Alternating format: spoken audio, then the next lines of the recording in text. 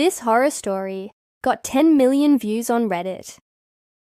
I was driving home from a friend's house at around 2 a.m. when all of a sudden I saw a pair of headlights in my rearview mirror. I was on a dark, empty road, and the only other car in sight was behind me.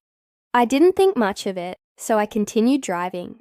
But then the car behind me started to speed up, and as it got closer, I could see the headlights were getting bigger and bigger.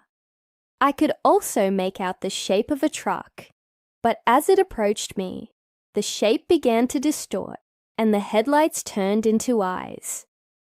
I don't want to sound like an idiot, but I could have sworn the truck was staring at me. It was at this point I realized the truck was not normal. The eyes burned into my retinas, and I could feel its presence, like an animal waiting to pounce.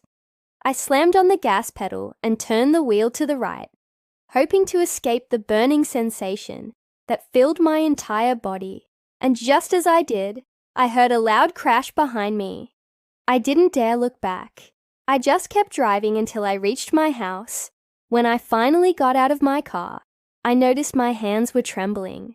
I looked back down at my phone to see if I had any new messages.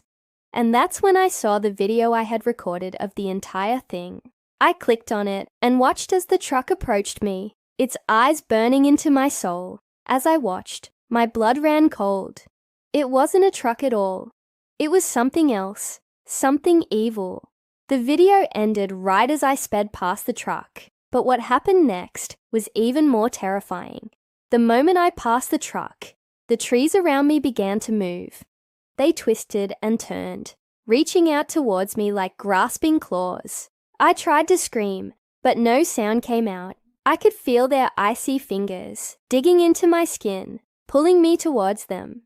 I struggled to break free, but it was no use. They had me. Then, just as suddenly as it began, it stopped. The trees froze and the burning sensation vanished.